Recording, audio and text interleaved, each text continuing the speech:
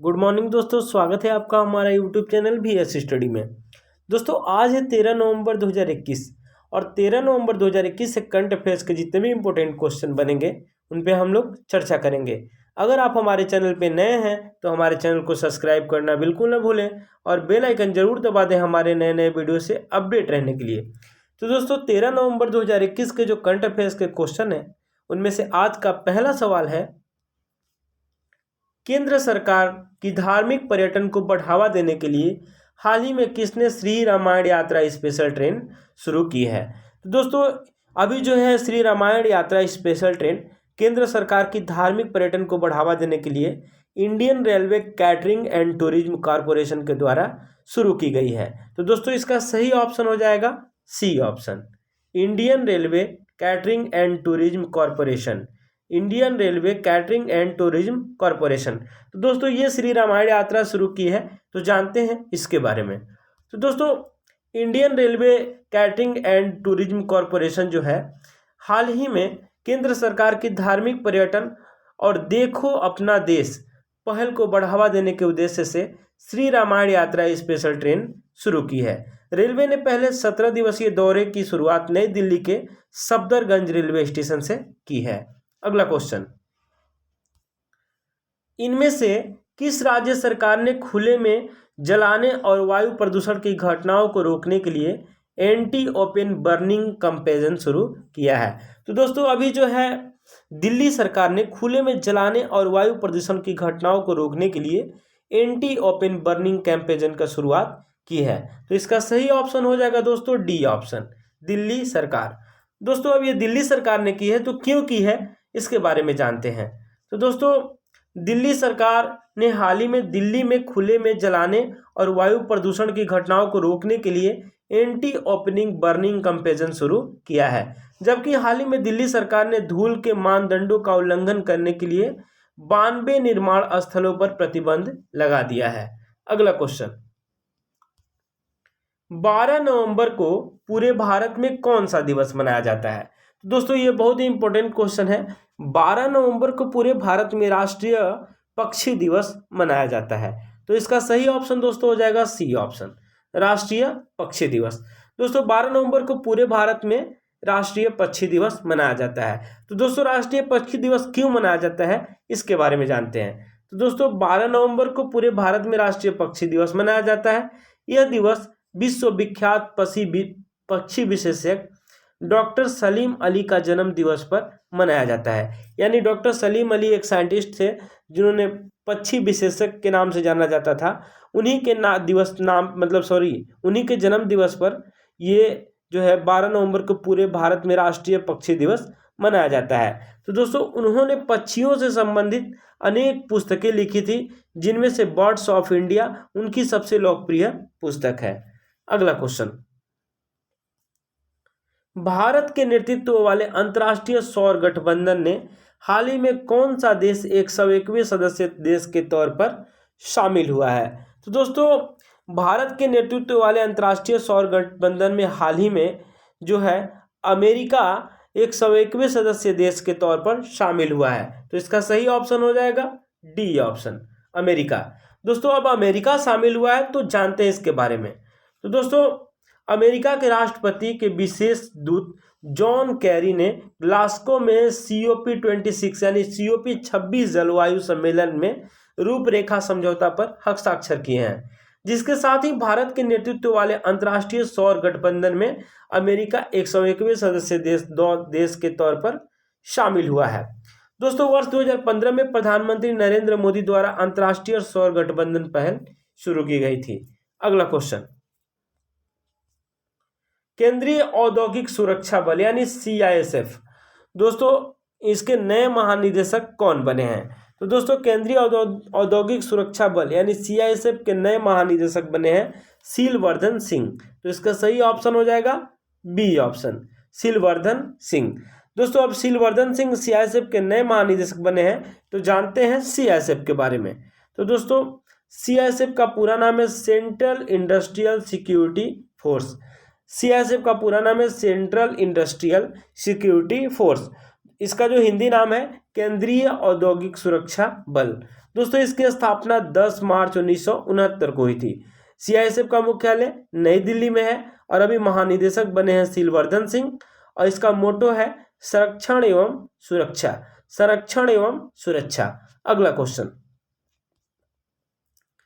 केंद्र सरकार ने किस दिन को बिरसा मुंडा की जयंती को चिन्हित करने के लिए जनजातीय गौरव दिवस के रूप में मनाने की घोषणा की है? तो दोस्तों अभी केंद्र सरकार ने एक बहुत ही बड़ा निर्णय लिया है। बिरसा मुंडा की जयंती को चिन्हित करने के लिए जनजातीय गौरव दिवस 15 नवंबर को हर साल मनाने की घोषणा की है। तो इसका सही ऑप्शन हो जाएगा दोस्तों डी ऑप्शन, 15 नवंबर। दोस्तों 15 नवंबर को हर साल बिरसा मुंडा की जयंती को चिन्हित करने के लिए जनजातीय गौरव दिवस के रूप में मनाने की घोषणा केंद्र सरकार ने की है। तो दोस्तों इसका ब्रीफ जो है जानते हैं। दोस्तों केंद्र सरकार ने आदिवासी समाज के नायक, ये जो है आदिवासी समाज के नायक बिरसा मुंडा और स्वतंत्रता सेनानी बिरसा मुंडा की जयंती को चिन्हित करने और भारतीय इतिहास तथा संस्कृति में अनुसूचित जनजातियों के सदस्यों के योगदान का सम्मान करने के लिए 15 नवंबर को जनजातीय गौरव दिवस मनाने की घोषणा की है। बिरसा मुंडा आदिवासी समाज के ऐसे नायक रहे हैं जिनको जनजातीय लोग आज भी गर्व से याद करते हैं। आदिवासियों के हित के लिए संघर्ष करने वाले बिरसा मुंडा ने तब के ब्रिटिश शासन से भी लोहा लिए थे। अगला क्वेश्चन, राष्ट्रीय आपदा मोचन जिसको एनडीआरएफ बोला जाता है, राष्ट्रीय आपदा मोचन बल एनडीआरएफ के नए महानिदेशक कौन बने हैं? तो दोस्तों एनडीआरएफ के नए महानिदेशक बने हैं अतुल करवाल। तो इसका सही ऑप्शन हो जाएगा ए ऑप्शन, अतुल करवाल। दोस्तों एनडीआरएफ के अभी ये नए महानिदेशक बने हैं। तो जानते हैं एनडीआरएफ के बारे में।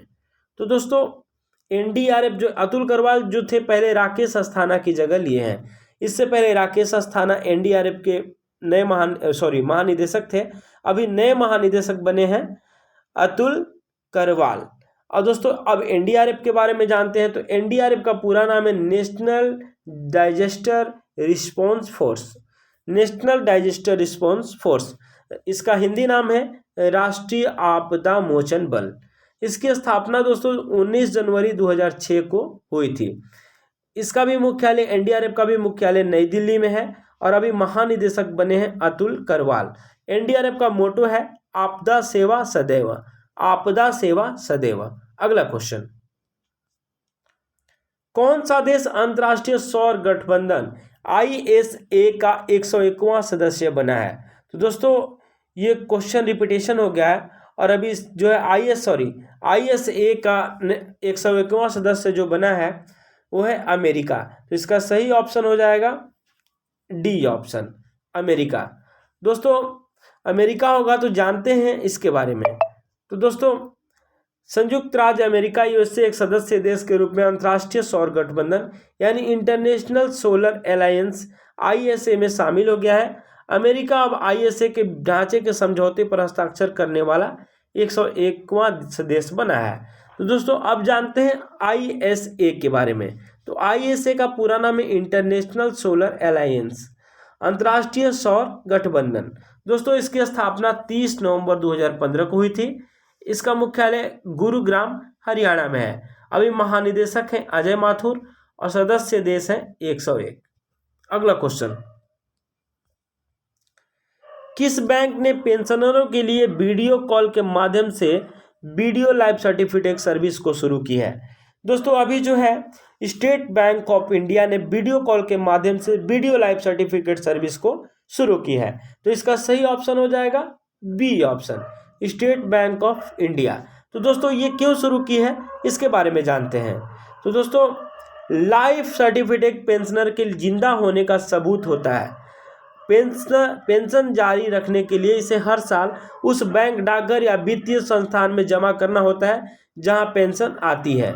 एसबीआई ने 1 नवंबर से पेंशनरों की सुविधा दी है कि वे वीडियो कॉल के माध्यम से अपना लाइफ सर्टिफिकेट यानी जीवन प्रमाण पत्र जमा कर सकते हैं। दोस्तों इस सर्विस को वीडियो लाइफ सर्टिफिकेट के नाम से दिया गया है यानी जाना जाता है। तो दोस्तों अभी एसबीआई ने किया है तो जानते हैं एसबीआई के बारे में। तो दोस्तों एसबीआई का पूरा नाम है स्टेट बैंक ऑफ इंडिया यानी भारतीय स्टेट बैंक। स्थापना हुआ था 1 जुलाई 1955 को। इसका मुख्यालय मुंबई में है। और इसका पूरा नाम है imperial bank of India. Imperial bank of India. अभी अध्यक्ष है दिनेश कुमार खरा और इसका टैगलाइन है the banker to every Indian. Tagline है the banker to every Indian. अगला question, sunrise over Ayodhya nationhood in our times. Sunrise over Ayodhya nationhood in our times पुस्तक को किसने लिखा है? तो दोस्तों ये बहुत ही इंपॉर्टेंट बुक है। अभी इस पुस्तक को सलमान खुर्शीद के द्वारा लिखा गया है। तो इसका सही ऑप्शन होगा दोस्तों C option, Salman Khurshid. Salman Khurshid sunrise over Ayodhya nationhood in our times पुस्तक को लिखे हैं। दोस्तों इनको लिखने का थीम या मतलब क्या है, तो इस पुस्तक के बारे में जानते हैं। तो दोस्तों sunrise over Ayodhya nationhood in our times नाम की किताब में सलमान खुर्शीद ने सुप्रीम कोर्ट के फैसले की तारीफ करते हुए कुछ सवाल भी उठाए हैं, लेकिन उम्मीद जाहिर की है कि देश अब इस विवाद से आगे बढ़ेगा। हिंदुत्व की तरफ झुकाव की वकालत करने वाले कांग्रेस नेताओं की सलमान खुर्शीद ने अपनी किताब में आलोचना भी की है।